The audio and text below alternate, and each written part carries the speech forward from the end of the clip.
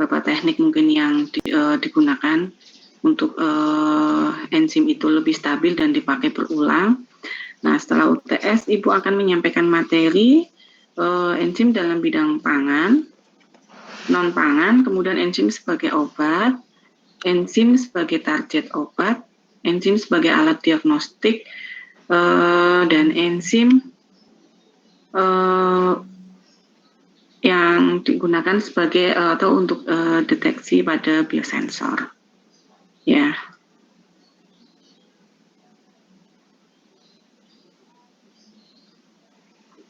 Kalian sudah mengisi daftar hadir di LDRU? Belum. Sudah, Bu. Sudah, Bu. Ya.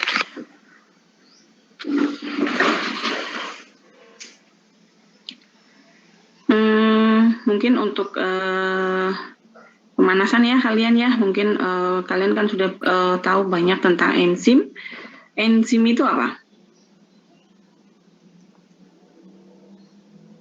PPT Ibu sudah terlihat belum? Sudah, Bu. Sudah ya. Enzim itu apa?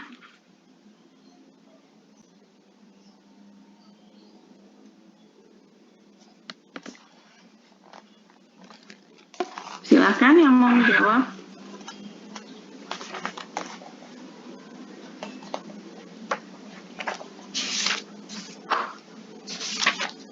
Nggak ada suaranya semua? Apa suara Ibu tidak terdengar? Terdengar, Bu. Terdengar, Bu. Ya, terdengar. Ya, enzim apa? Mungkin coba jawab ya, Bu. Tahu saya enzim itu protein khusus yang punya kerja spesifik. Biasa dipakai buat katalisis reaksi. Katalis reaksi, ya.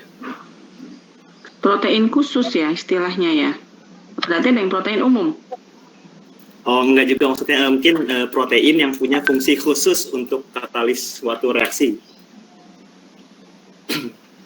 Protein khusus untuk mengkatalisis suatu reaksi. Kalau kalian mungkin kemarin mengikuti atau mungkin kalau enggak mengikuti dengan baik kuliah.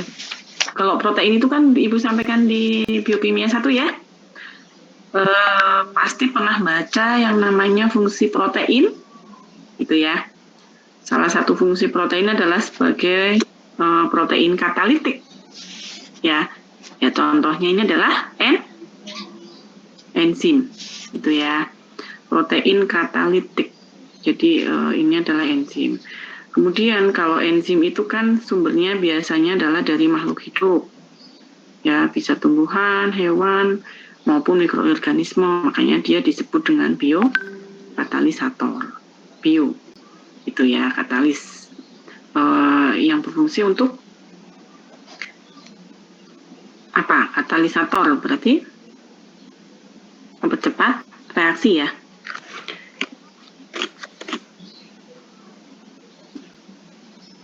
Kemudian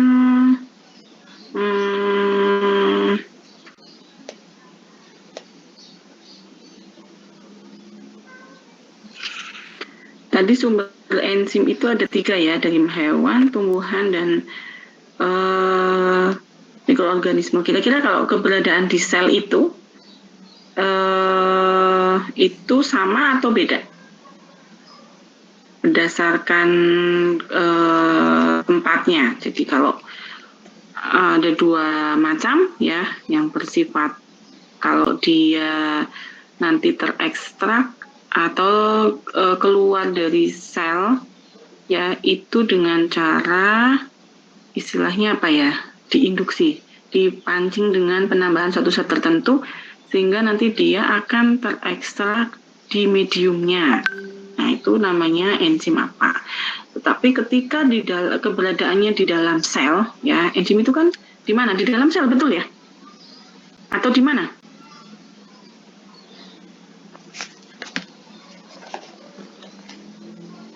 Halo, suara Ibu terdengar tidak?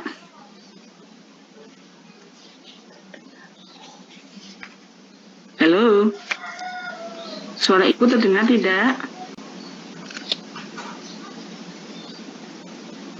Terdengar, Bu. Nah iya, makanya takutnya Budian ngomong sendiri terus kalian ternyata Budian jaringannya putus atau internetnya nggak nyambung, kan bisa jadi ya kalau kalian nggak ada suaranya ya. Iya, Bu. Ya, jadi kalau dilakukan dengan preparasi khusus, misalnya dilakukan perlakuan secara fisik, kemudian dengan menggunakan penambahan bahan kimia, misalnya lisosom, ya, atau secara fisik misalnya dengan sonikator, ya, dengan cara prosesnya disebut sonikasi, itu dengan cara merusak selnya sehingga isi selnya nanti akan keluar, ya, itu namanya enzim bersifat intraseluler. Kalau yang tadi terpicu atau keluar bersama mediumnya ketika misalnya mikroorganisme itu ditumbuhkan di media tertentu, maka disebut dengan ekstraseluler. Seperti itu ya. Nah, kalau yang sekarang Ibu jelaskan itu adalah ada enzim yang berperan dalam bidang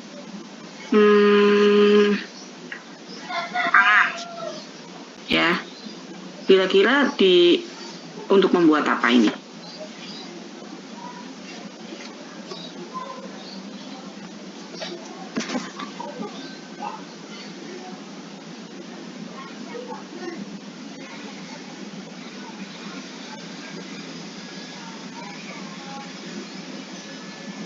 Kira-kira untuk apa?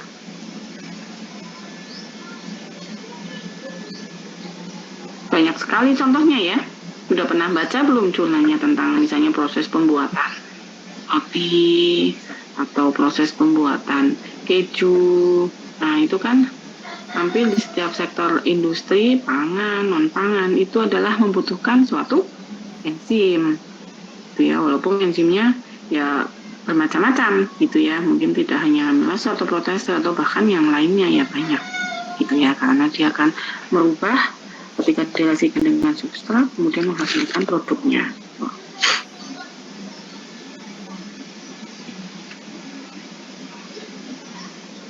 Nah, ini beberapa mikroorganisme yang biasanya digunakan atau sebagai sumber enzim ya,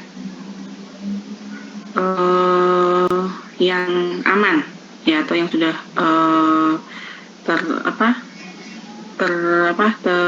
terdeteksi bahwa dia tuh aman ketika digunakan pada suatu industri. Ini misalnya sumbernya adalah kapang gitu ya. Kapang itu kan banyak ya macam-macamnya ya. Jadi ini ada, kalau yang di sini dicontohkan ada Aspergillus niger, Aspergillus oryzae ya.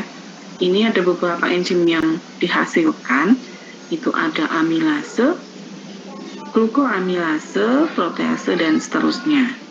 Gitu ya. Kemudian ada kapang jenis yang lainnya, ada Saccharomyces.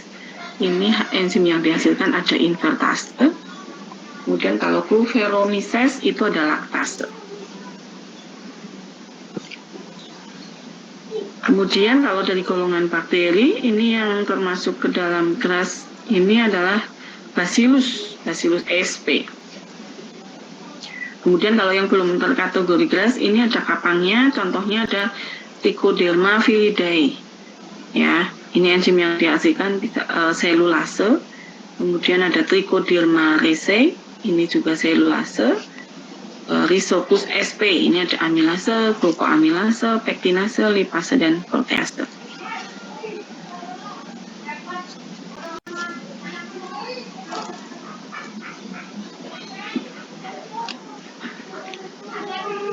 Nah ini kalau bakteri ini juga banyak bakteri yang bisa digunakan sebagai sumber enzim. Dan ini dari Mucormyceae, Bacillus, Micrococcus lysodeicus,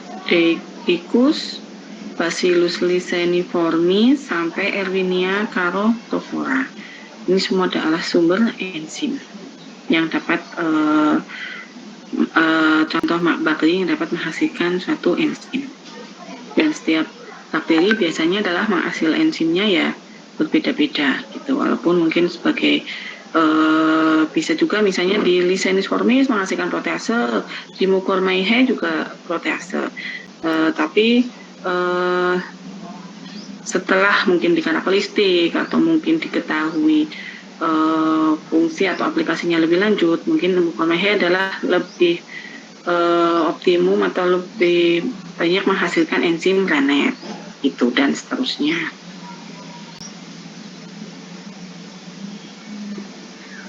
Nah ini peran enzim pada industri non pangan, contohnya deterjen. Ya, jadi ketika membuat deterjen dengan menggunakan peran enzim itu ada beberapa syarat. Ya, salah satunya adalah tahan terhadap komponen deterjen, karena kan memang kita tahu ketika kita membuat deterjen itu kan bahan aktif atau komponen pembuat deterjennya itu kan bermacam-macam ya, tidak hanya enzim saja gitu ya. Jadi tahan terhadap komponen deterjen, misalnya salah satunya adalah pemutih.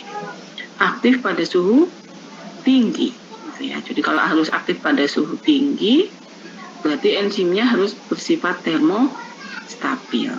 Aktif pada range suhu yang luas. Tahan disimpan pada suhu ruang. Karena kita tahu bahwa enzim itu memiliki setiap enzim yang berbeda itu akan memiliki karakteristik yang berbeda juga. Ya, tergantung dari jenis enzim. Kemudian pasta gigi, nih ya, jadi mencegah atau mengurangi karies. Ini ada enzim dextranase, dapat mereduksi senyawa dextran dan mencegah timbulnya karies. Ya, enzim ini diperoleh dari Cytonium gracile. Ya, bisa juga dari laktoperoksidase ditambah amiloglukosidase ditambah glukosa oksidase. Ini ketika ada 3 enzim ini maka dia akan berpotensi sebagai antibakteri. Antibakteri apa?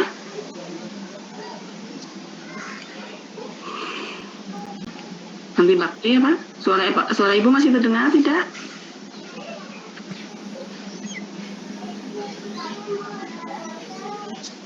Terdengar, Ibu.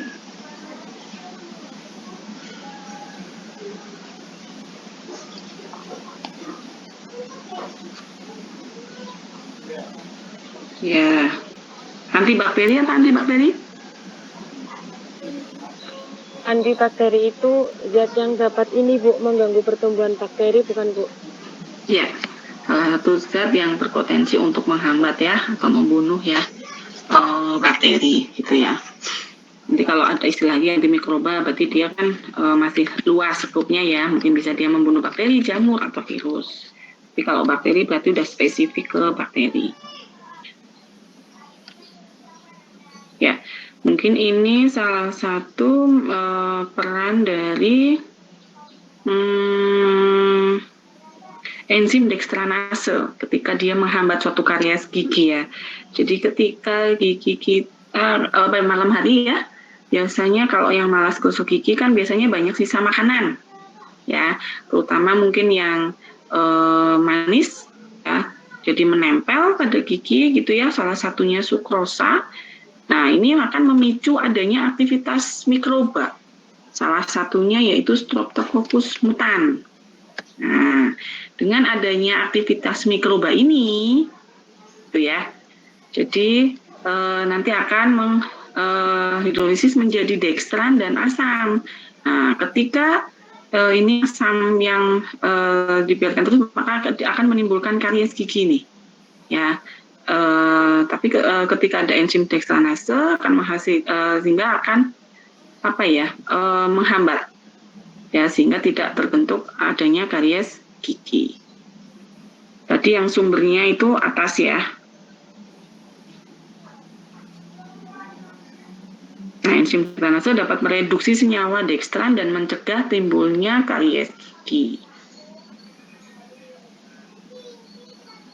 Nah, kemudian selain itu juga enzim untuk sintesis organik, salah satunya adalah yang paling berperan ketika akan mensintesis suatu obat, hormon, antibiotika. Ya, itu contoh ya. Itu pasti memerlukan suatu enzim tertentu. Itu ya, makanya banyak sekali industri itu ya tadi ya, pangan, non pangan, obat ya pasti menggunakan enzim pada saat proses produksinya. Itu ya. Kalau obat nih misalnya L-tirosin ya, enzim yang berperan adalah tirosin hidroksilase. Itu ya. Dengan adanya enzim ini maka menjadi L-dihidroksifenilalanin. Ini yang merupakan obat Parkinson.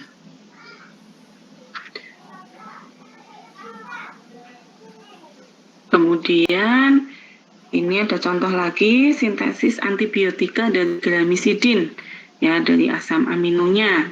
Ya, ini jenis-jenis asam aminonya yang akan sebagai senyawa pembentuk utamanya. Ini ada enzim 1, 2, 3, 4 ya. Kemudian ada peran ADP sehingga menjadi gramisidin. Ya.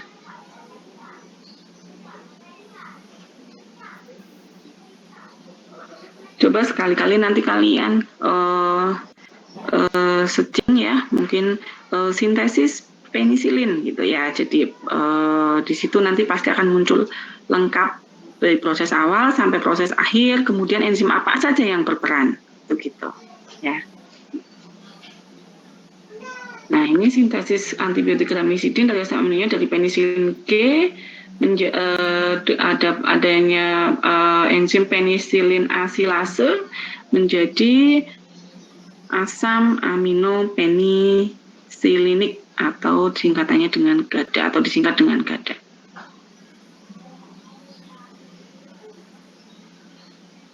Nah, kemudian selain di industri obat, peran lain enzim dalam bidang non-pangan yaitu pada industri plastik. Ya.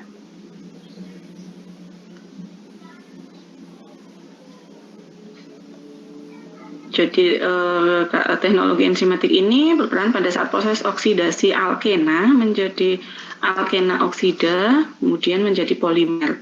Polimernya itu nanti bisa propilena, polietilena. Jadi ini prosesnya ya. Pilanosa 2 oksidase, ya ini sumbernya bisa dari kapang. Kemudian dengan adanya oksigen dan glukosa, ini akan menjadi hidrogen peroksida.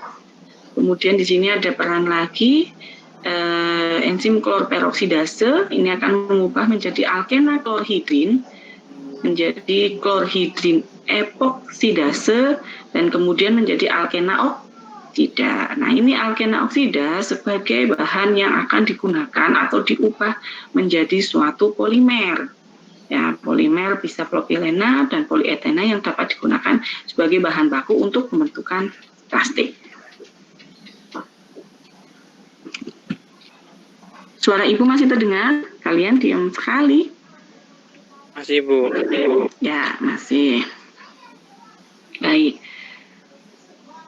Nah, kemudian ini peran dalam industri tekstil.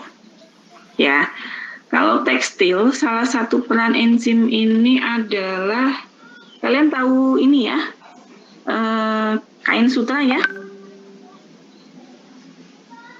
Tahu, Bu. Ya, itu dihasilkan dari mana?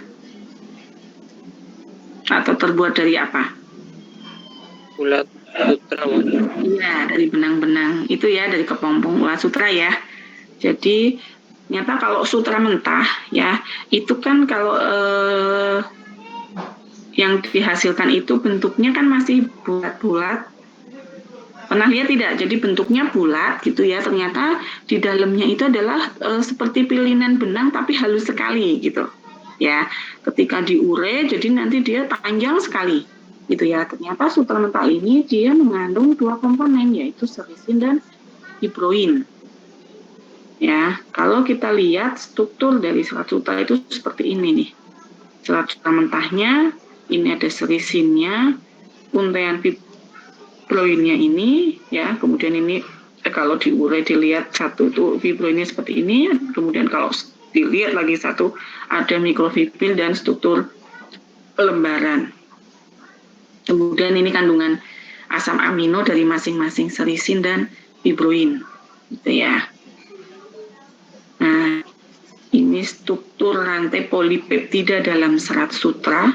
Ternyata dia mempunyai ini struktur apa ini? Jadi struktur sutra ini termasuk protein ya. Kemudian strukturnya itu kalau protein itu ada apa saja? Struktur protein? Primer, sekunder, tersier, kuartener.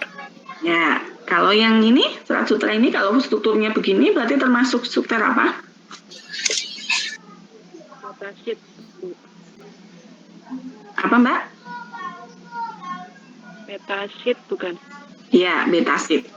Ya. Jadi primer itu adalah merupakan struktur rantai lurus ya dari suatu protein yang tersusun dari asam amino, dan biasanya hanya ada satu ikatan peptida yang menghubungkan asam amino satu dengan asam amino lainnya ya. Nah, kemudian kalau sekunder itu nanti beda lagi. Ada alfa helix sama betasit. Kalau alfa helix yang bentuknya seperti spiral. Kemudian kalau yang betasit ini yang seperti ini gambarannya, yaitu yang bentuknya lembaran. Ya. Jadi selain ada ikatan peptida, di sini juga ada beberapa ikatan yang berperan sehingga dia akan membentuk helix maupun betasit lembaran itu. Nanti ketika dia strukturnya adalah primer, sekunder, tersier, beda lagi ya, karena tersier kan dia sudah membentuk suatu struktur apa?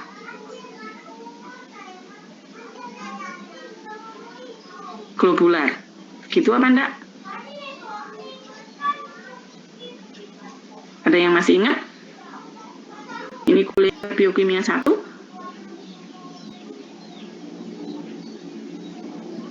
Ya. Jadi kalau yang tersier itu nanti globular, bentuk struktur globular itu ikatannya juga lebih banyak lagi. Ya, jadi tidak hanya ikatan peptida. Ikatan peptida itu terbentuk dari ikatan apa dengan apa, gugus apa dengan apa. Ada yang masih ingat?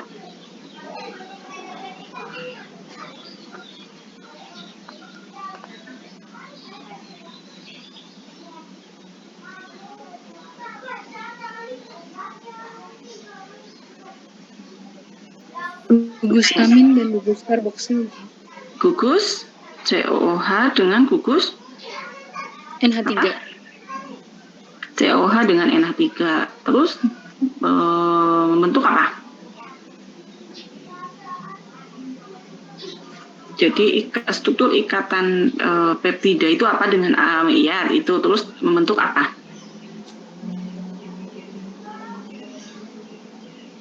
CONH ya. CONH itu ikatan peptida. Jadi yang yang tersier itu nanti struktur protein enzim itu membentuk suatu struktur globular. Gitu ya. Kemudian kalau yang kuartener jadi terdiri dari beberapa struktur globular itu. Misalnya kalau yang di hemoglobin dia berarti mempunyai 4 rantai polipeptida tetramer, 4 tetramer. Contohnya seperti itu ya. Kalau yang sutra ini adalah betasit. Nah, di mana sih kok enzim berperan pada saat proses pengolahan sutra itu ya. Jadi proses pemisahan tadi kan ada jenis serisin dan fibroin ya. Jadi pemisahan serisin dan fibroin ini adalah disebut dengan proses degaming. Ya. Jadi kalau secara tradisional untuk pengolahan sutra biasanya hanya dengan menggunakan penambahan sabun maupun dengan pemanasan. Ya. Tetapi apa bedanya ketika menggunakan sabun dengan panas bertekanan? Biasanya benang-benang yang dihasilkan itu tidak sehalus dengan perlakuan penambahan enzim. gitu ya. Jadi benang-benangnya masih kasar, gitu ya. Jadi untuk proses pemisahan ini sebenarnya disebut dengan proses degamming. Ini ada dengan air tekanan, sabun, deterjen sintetik, asam dan enzim. Biasanya kalau para petani tradisional itu adalah hanya menggunakan sabun dan air bertekanan yang dipanaskan ya pada suhu 115 derajat.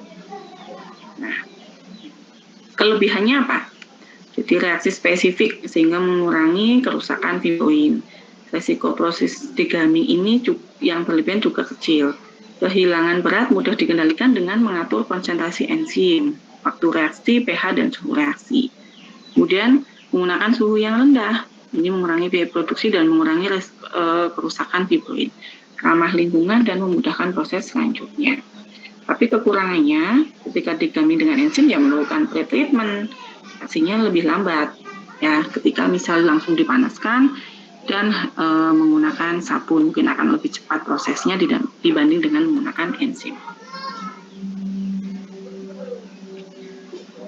Jadi sebenarnya degamming dengan enzim terhadap benang sutra itu sudah lama sekali dilakukan ya. Jadi mulai dari 1918, 2000 oleh Gajani, kemudian 2003 oleh Freddy dan Onar dan Sarusik 2004. Bahkan di lab biokimia pun tahun berapa pernah juga beberapa mahasiswa TA melakukan proses degamming benang sutra menggunakan enzim papain dan bromelain. Ya, karena salah satu yang berperan pada proses degamming adalah enzim protease. Papain berarti protease dari mana? Papaya, Bu. Ya, kalau bromelain Dari nanas. Dari nanas, gitu ya. Jadi sudah pernah dicobakan atau pernah diteliti atau sudah menghasilkan suatu skripsi mahasiswa ya, ada beberapa anak itu tahun berapa ya, sudah lama juga untuk penelitian itu. Nah ini mungkin gambaran untuk enzim pada proses degamming. Ini contohnya menggunakan tripsin, papain, dan protease dari bakteri yang digunakan sebagai sumber enzimnya, gitu ya. Ini mungkin proteinnya seperti ini, nanti ketika dihidrolisis nanti akan terpisah menjadi ujung karboksila dan ujung amina. Nah ini mungkin yang sudah banyak sekali menggunakan tripsin, salah satu jenis protease ya yang mungkin sudah banyak digunakan karena ini sudah dikomersialkan. Ya, jadi namanya suatu perusahaan di industri manapun biasanya dalam proses produksinya itu adalah menggunakan enzim yang sudah dikomersialkan, gitu ya. Jadi ini tripsin, gitu ya. Contoh tripsin yang dipakai adalah ini diisolasi atau diskresikan oleh pankreas, ya. Jadi merupakan serin protease. Jadi kalau dilihat dari struktur 3 dimensinya, jadi nanti kalian mungkin bisa melihat struktur 3 dimensi dari papain. Jadi mungkin kalian tidak hanya melihat untuk enzim tuh hanya aktif site-nya cuma melengkung begini seperti apa sih kayak seperti kubangan gitu ya.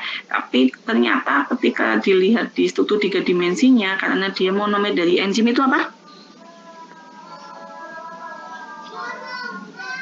Monomer dari enzim apa?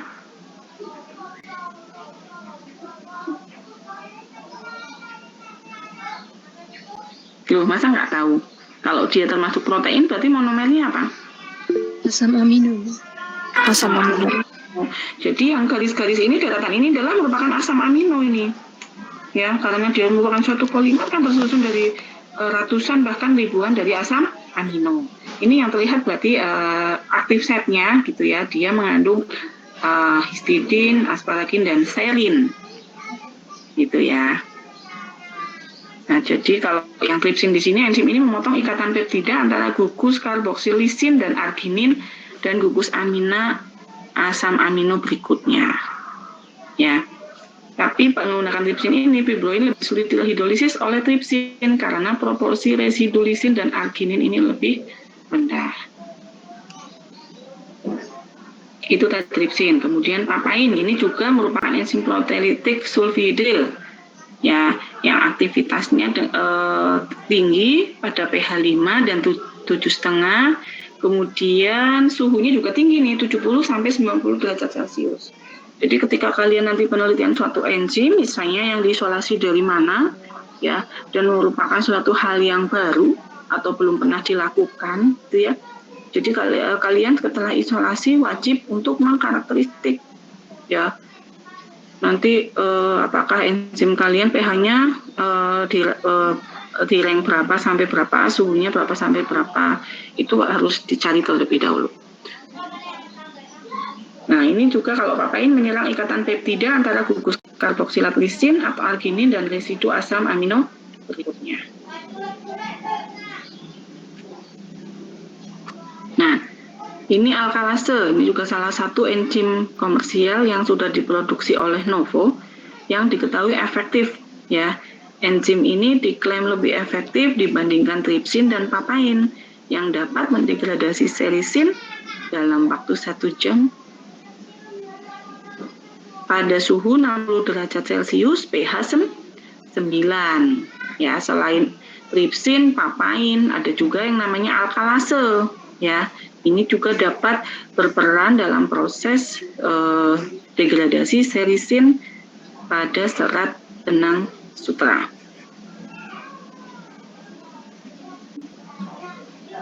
Sampai situ ada pertanyaan sebelum masuk ke enzim dalam produksi energi alternatif?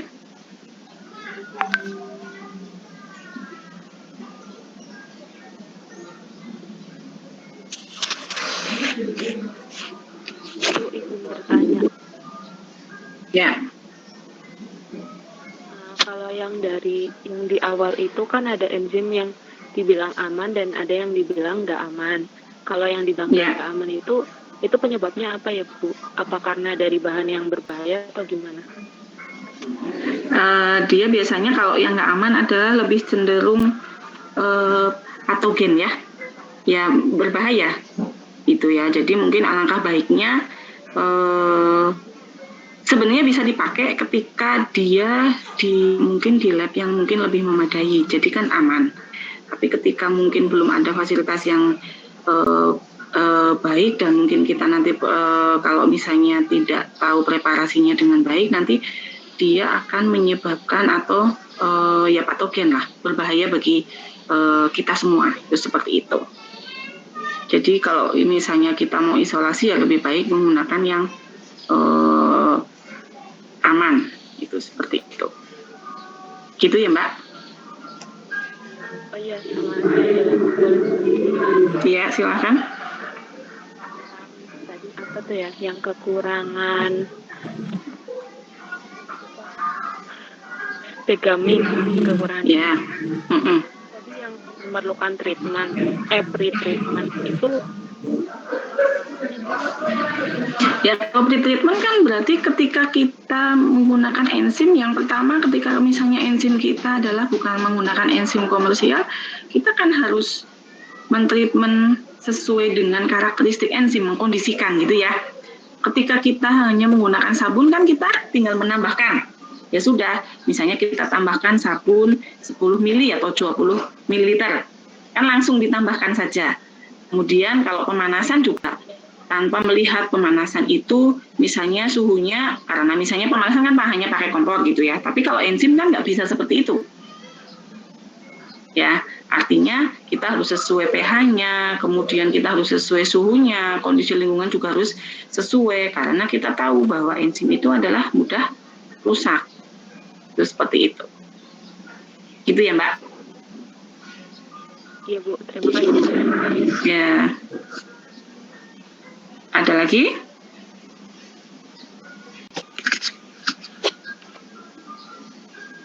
Kita lanjutkan ya. Kalau misalnya ini enzim berperan dalam proses produksi energi alternatif, ini kira-kira apa ya? Peran enzim untuk mengubah apa menjadi apa?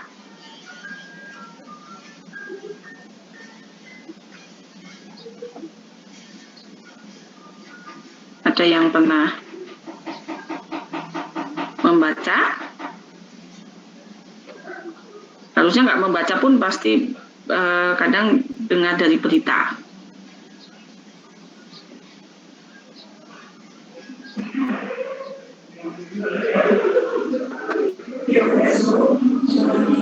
Ya, bisa.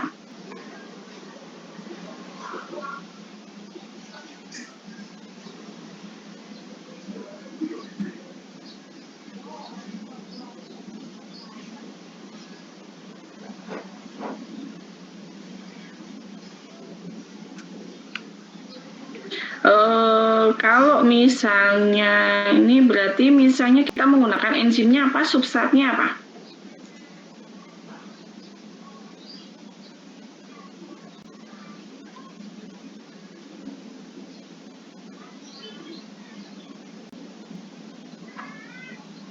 Kalian pernah mendengar tentang biomasa dari tandan jagung misalnya, atau mungkin dari yang padi itu namanya apa? Kalau orang Jawa bilang namanya damen ya.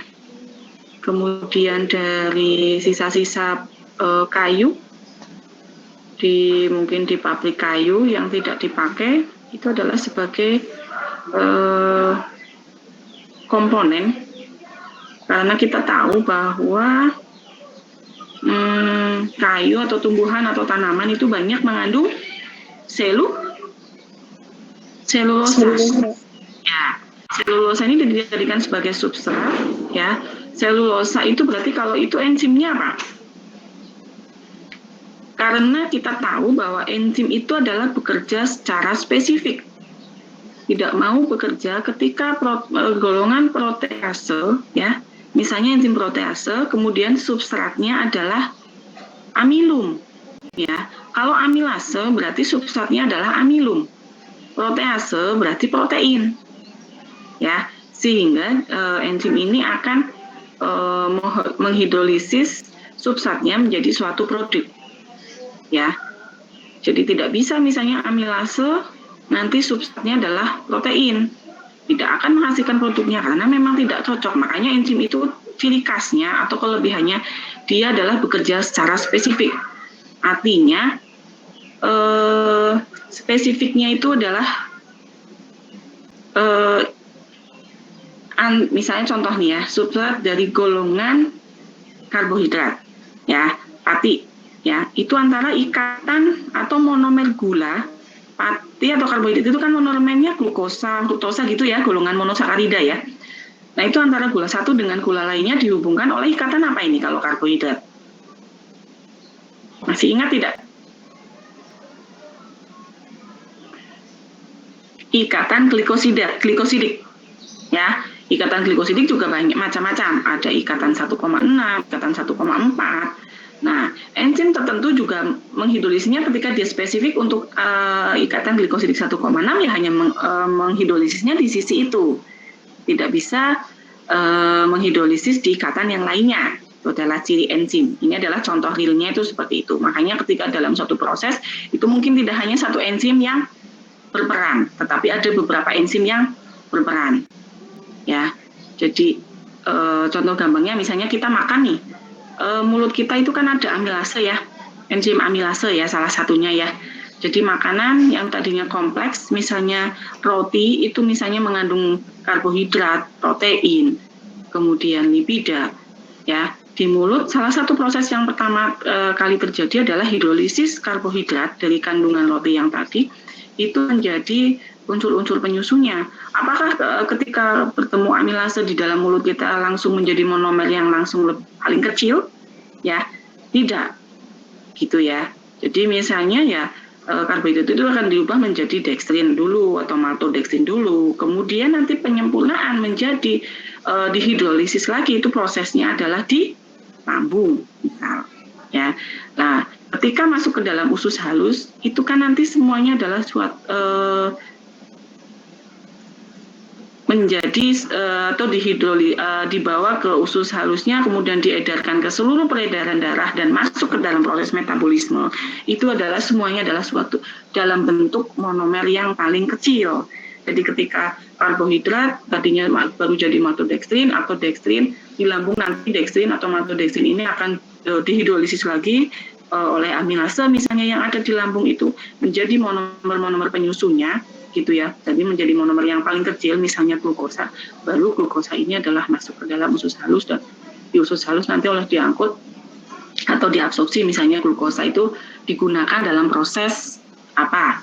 Glikolisis misalnya. Setelah glikolisis misalnya masuk ke dalam siklus TCA, ya nanti kan menjadi rantai respirasi sehingga akan dirubah sehingga kalian bisa bernapas. Itu kan urutannya seperti itu. Ya, kalian kan belajar kan metabolisme. Nah, makanya kemudian kemarin mungkin sedikit bilang minimal ketika kalian belajar biokimia, selain untuk aplikasi di luar apa ya, di luar bukan di luar tubuh kita, tetapi kita paling tidak minimal tahu tentang metabolisme yang terjadi di dalam tubuh kita. Sama ketika selain enzim yang berperan dalam tubuh, ini juga banyak enzim yang berperan di luar gitu ya. Jadi yang tadi yang Ibu ceritakan dari awal non pangan dalam bidang pangan ya. Nah, ini yang masih dalam bidang non pangan, ini adalah salah satunya adalah untuk produksi energi alternatif. Jadi kembali lagi bahwa tumbuhan itu banyak mengandung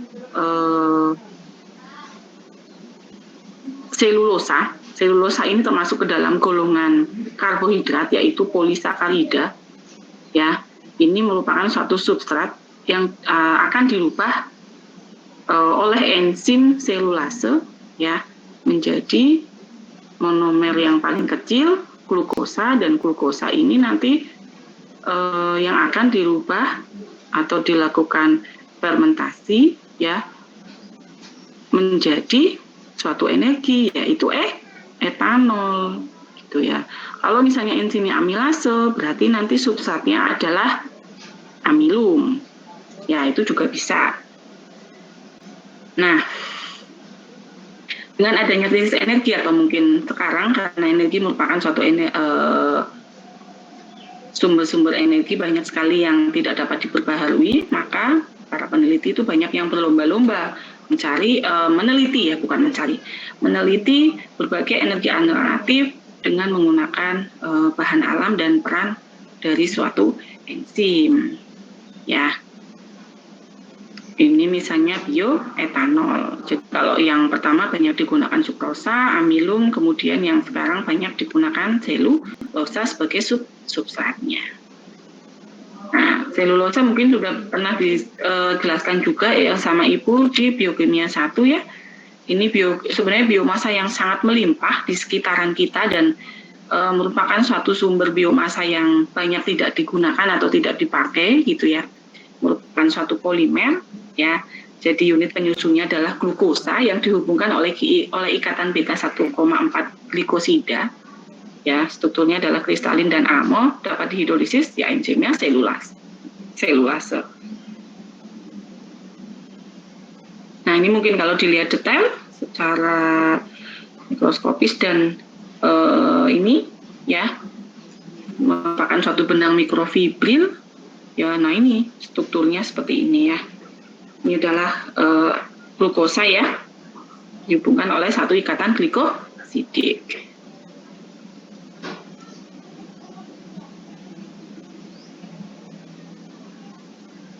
Oh, ini hanya detail penjelasan tentang glukosa dalam proyeksi tertutup dan terbuka atau proyeksi terbuka yang ini ya. Ini yang siklik ya. Karena kita tahu bahwa gula dengan yang terdiri dari 4 atom atau ke atas itu dapat membentuk satu struktur siklik. Nah, ini beberapa kandungan selulosa dari berbagai sumber ya. Ini dari tangkai jagung, jerami gandum, kayu keras, kayu lunak, dan rumput. Ini kandungan dari selulosa, hemiselulosa, dan lignin.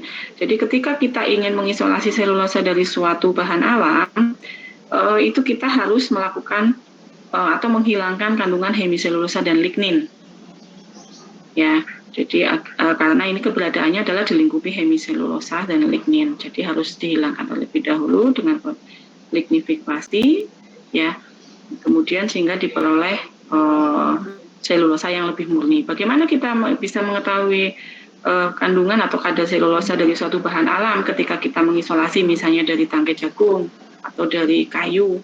Kita bisa analisiskan atau bisa cari gitu ya. Sebenarnya dari berapa gram sampel, kemudian kita analisis atau kita cari selulosanya, kita tahu oh ternyata dalam 100 gram sampel kita hanya memperoleh rendemen 50% misalnya gitu atau 60%.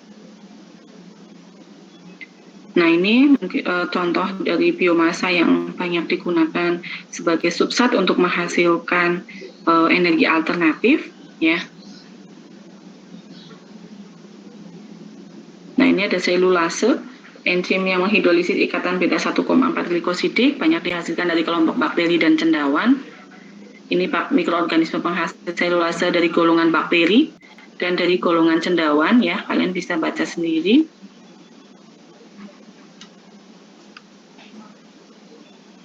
Nah, proses konversi biomasa menjadi bioetanol itu artinya ketika kita ingin menghasilkan suatu etanol, maka kita langkah pertama adalah produksi selulase dulu.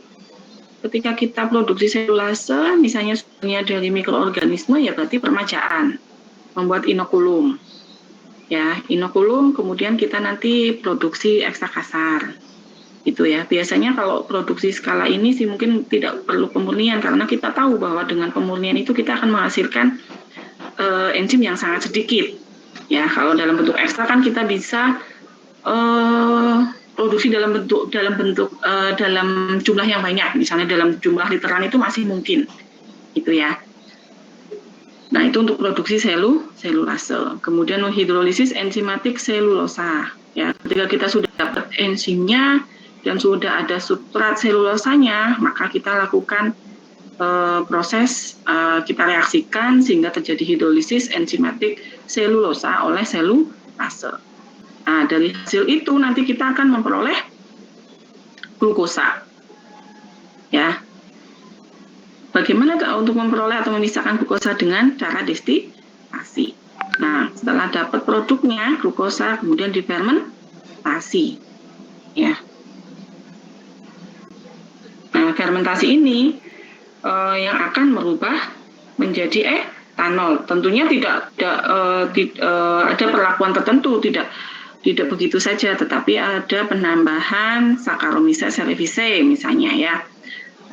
Itu nanti akan merubah glukosa menjadi etanol. Nah, ini beberapa aspek penting untuk komersialisasi enzim, ya. Yang jelas biaya produksinya yang murah, aktivitas enzim yang tinggi, dan produksinya dilakukan secara massal. Nah, hidrolisis selulosa ternyata lambat, ya, kalau dari penelitian itu.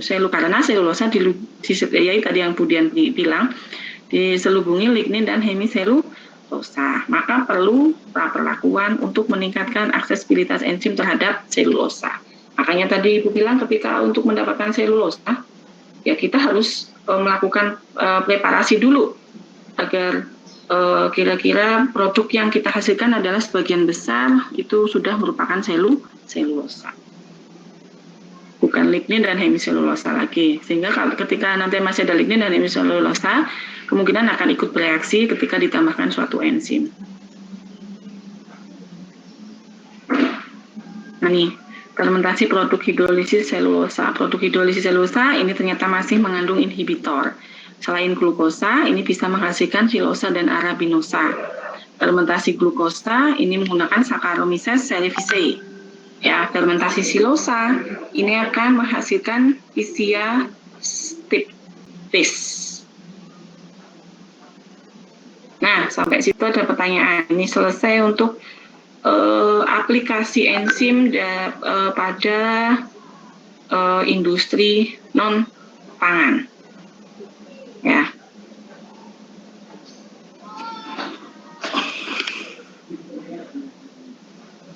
Ada pertanyaan? Suara Ibu masih terdengar tidak? Sih.